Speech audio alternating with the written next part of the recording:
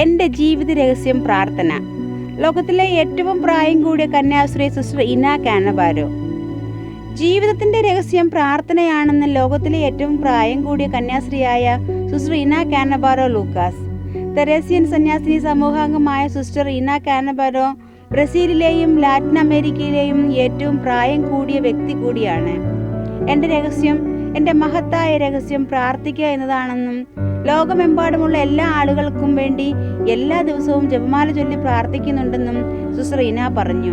Catholic news ഏജൻസിയുടെ Portuguese ഭാഷാ വാർത്താ പങ്കാളിയായ ACI ഡിജിറ്റലിന് നൽകിയ അഭിമുഖത്തിലാണ് സിസ്റ്റർ തൻ്റെ ആത്മീയ ജീവിത രഹസ്യം വെളിപ്പെടുത്തിയത്.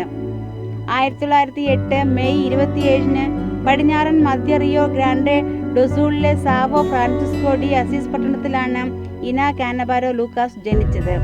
7 കുട്ടികളിൽ രണ്ടാമത്തെ ആൾ. ചെറുപ്പത്തിലെ സന്യാസ ജീവിതത്തെക്കുറിച്ച് അറിഞ്ഞ അവൾ സമർപ്പിത ജീവിതത്തിൽ ആകൃഷ്ടയായി.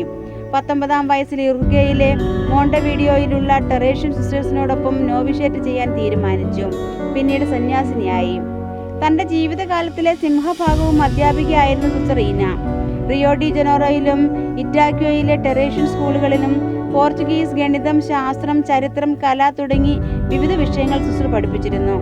ഇതിനിടെ അനേകർ ക്രിസ്തുവിനെ പകർന്നു നൽകി. ഒരു നൂറ്റാണ്ടിലധികം നീണ്ട ജീവിതത്തിനിടെ 2 ലോകമഹായുദ്ധങ്ങൾ, 10 മാർപ്പാപ്പമാർ സഭയെ നയിച്ചതുൾപ്പെടെ അനേകം ചരിത്ര സംഭവങ്ങൾക്ക് സാക്ഷിയായി.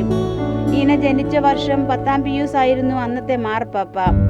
സന്യാസ ജീവിതം, വിശ്വാസം, സൽസ്വഭാവം, ദയയും നർമ്മബോധവുമുള്ള വ്യക്തിയാണ് സിസ്റ്റർ ഇന എന്ന് സിസ്റ്ററിന്റെ കുടുംബാംഗം പറയുന്നു.